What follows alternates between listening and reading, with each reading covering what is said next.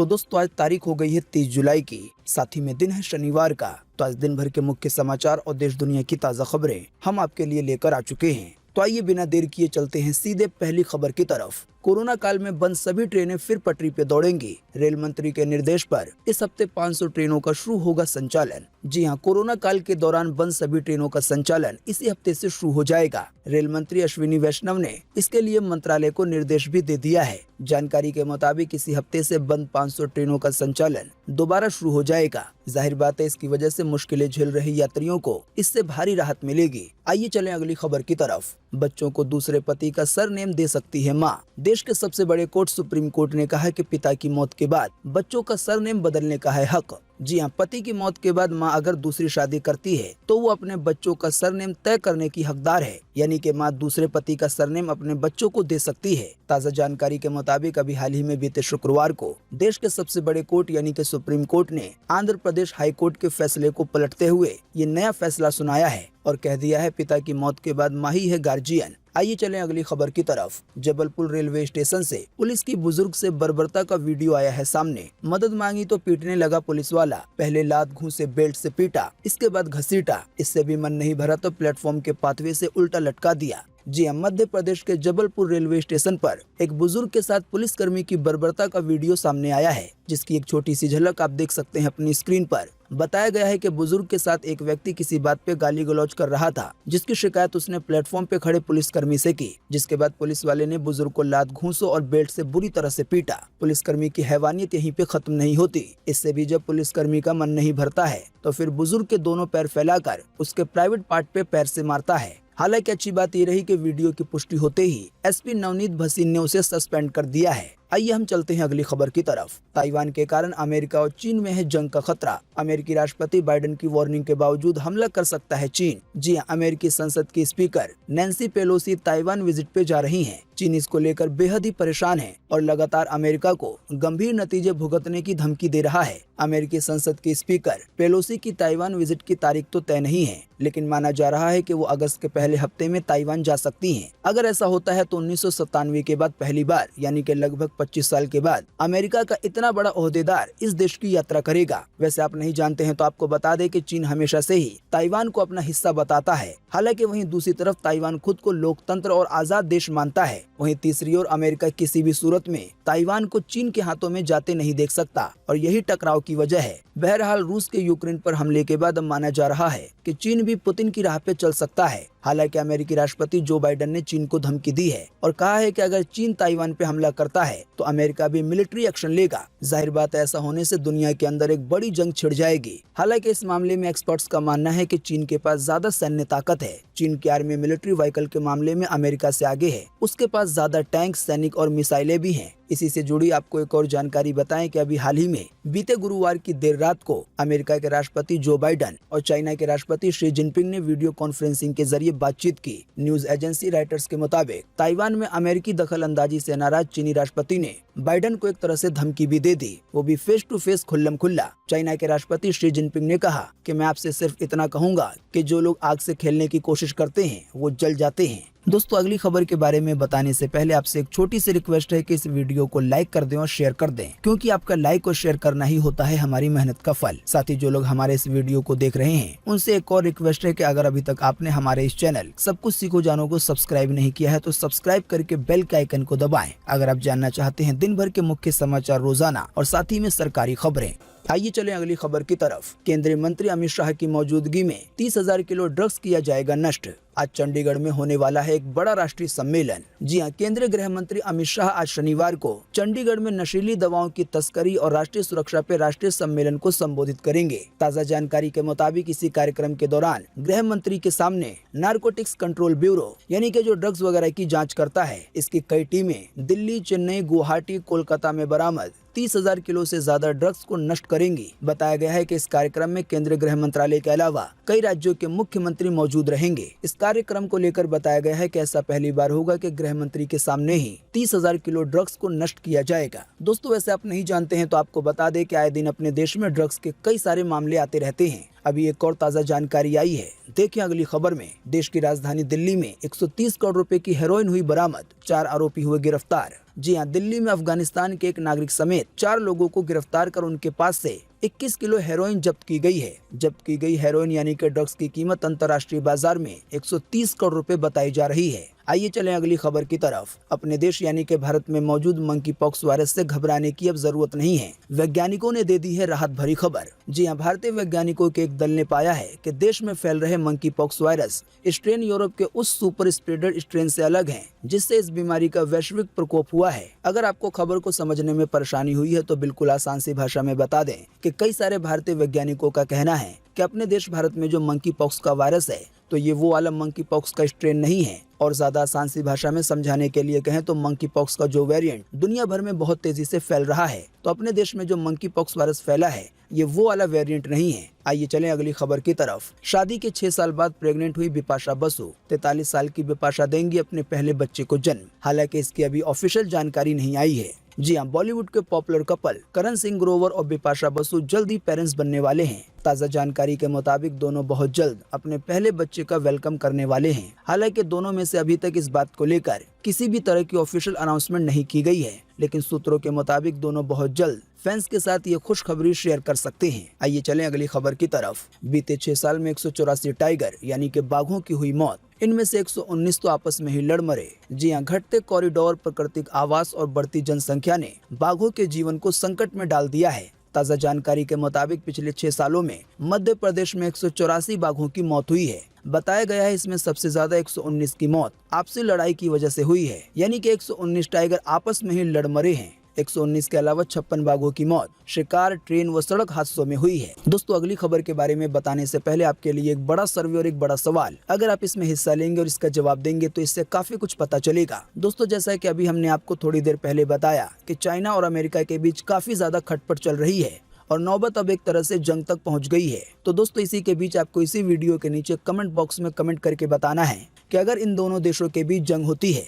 वैसे हम नहीं चाहते कि जंग हो, सब कुछ प्यार से निपट जाए, लेकिन अगर सपोज जंग हो जाती है तो आपकी पर्सनल राय के हिसाब से कौन सा देश जीतेगा, चाइना या अमेरिका? इस पर आपकी पर्सनल राय क्या है? वीडियो को पूरा देखने के बाद आप अपना जवाब इसी वीडियो के नीचे कमेंट बॉक्स में जरूर लिखें। आपके दिए हुए जवाब से काफी कुछ पता चलता है। आइए चलें अगली खबर की तरफ। 2500 लोगों के गांव पे गिर सकता था MiG-21 फाइटर प्लेन। हवा में ही लग गई थी आग। क्रैश से पहले दोनों पायलट रेतीले टीलों की तरफ ले गए प्लेन को, वरना हो सकता था एक भयंकर हादसा। जी हाँ, राजस्थान के बाड़मेर के उत्तरलाई एयरबेस से गुरुवार रात 9:10 पर trainer fighter plane MiG-21 bison ने उड़ान भरी थी। चंद ही सेकंड के अंदर उसमें आग लग गई। इस समय ये फाइटर प्लेन अपने एयरबेस से 40 किलोमीटर दूर भीमड़ा गांव के ऊपर था। लड़ाकू विमान उड़ा रहे विंग कमांडर मोहित राणा और फ्लाइट लेफ्टिनेंट आदित्य बल के सामने 2 ही रास्ते थे। या तो वो तुरंत इजेक्ट करके प्लेन को 2500 की आबादी वाले गांव पर गिरने देते, यानी कि इजेक्ट करने के बाद पैराशूट द्वारा वो खुद बच जाते,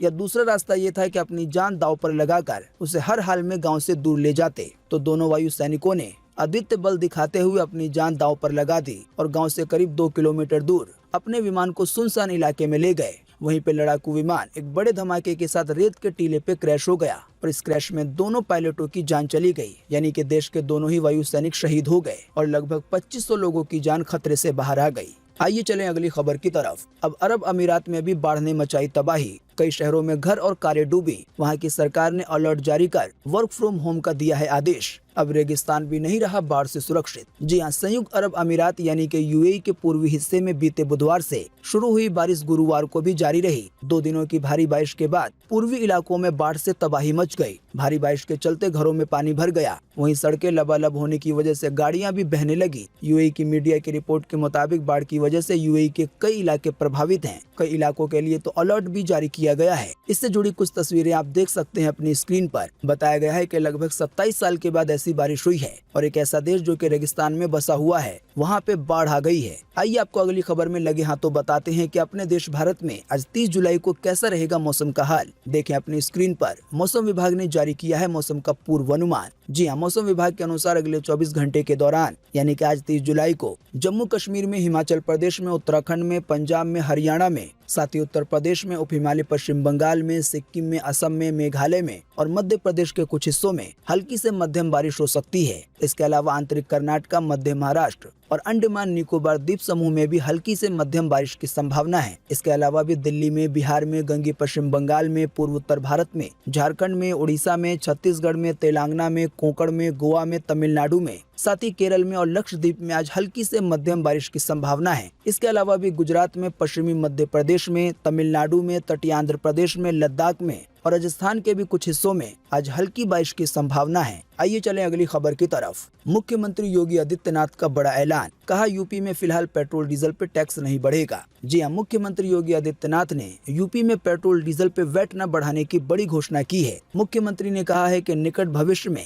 यानी कि आने वाले कुछ समय में पेट्रोल डीजल पर वैट यानी कि टैक्स में कोई भी वृद्धि नहीं की जाएगी और न ही जनता पे किसी तरह का कोई नया कर यानी कि टैक्स लगाया जाएगा। आपको बता दें, अभी हाल ही में बीते शुक्रवार को मुख्यमंत्री आवास पर राज्य कर विभाग के अधिकारियों के साथ राजस्व संग्रह की समीक्षा बैठक में मुख्यमंत्री ने इससे जुड़े कई तरह के ऐलान किए और यूपी की जनता को ये भरोसा दिया है कि फिलहाल पेट्रोल डीजल पे किसी तरह का वेट नहीं बढ़ाया जाएगा और न ही किसी तरह का नया टैक्स लगाया जाएगा। जाहिर बात है, इसकी वजह से पेट्रोल डीजल के दाम स्थिर रखने में काफी मदद मिलेगी। आइए चलें अगली खबर की तरफ। पार्थ चटर्जी के 15 और ठिकानों पे की जाएगी छापेमारी। हालांकि अभी हाल ही में इन पूर्व मंत्री ने बोला है कि उन्हें साजिश के तहत फंसाया गया है। वहीं अभी हाल ही में अस्पताल ले जाते वक्त अर्पिता हो गई बेहोश। जी हां, शिक्षक भर्ती घोटाले में पश्चिम बंगाल के पूर्व मंत्री पार्थ चटर्जी की मुश्किलें बढ़ती जा रही हैं। जानकारी के मुताबिक अर्पिता मुखर्जी के फ्लैट पे छापे के बाद अब पार्थ के कई घरों पे भी छापेमारी की जाएगी, यानी कि और कैश मिलने की आशंका है। वहीं दूसरी ओर पार्थ चटर्जी और उनकी करीबी अर्पिता मुखर्जी को अभी हाल ही में बीते शुक्रवार को तीसरी बार चेकअप के लिए अस्पताल ले जाया गया। अस्पताल पहुंचने पे अर्पिता कार में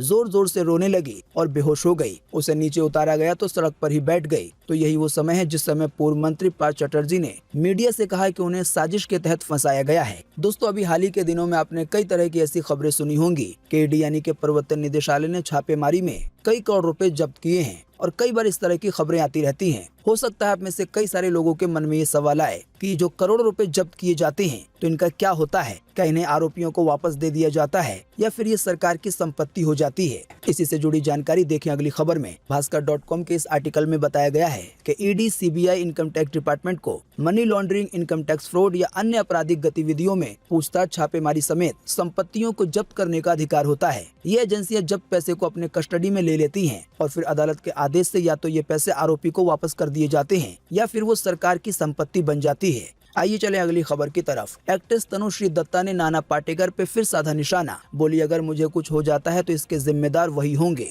जी हां, बॉलीवुड एक्ट्रेस तनुश्री दत्ता ने हाल ही में सोशल मीडिया के जरिए एक बार फिर नाना पाटेकर पर आरोप लगाए हैं। उन्होंने कहा है कि अगर उन्हें कुछ हो जाता है तो इसके लिए जिम्मेदार नाना पाटेकर और उनके बॉलीवुड माफिया दोस्त होंगे। साथ ही तनुश्री दत्ता ने ये भी कहा है कि ये बॉलीवुड माफिया कौन है। इसका जवाब देते हुए खुद तनुश्री दत्ता ने कहा कि ये वही लोग हैं जिनका नाम बार बार सुशांत सिंह राजपूत की मौत के मामले में आता रहता है।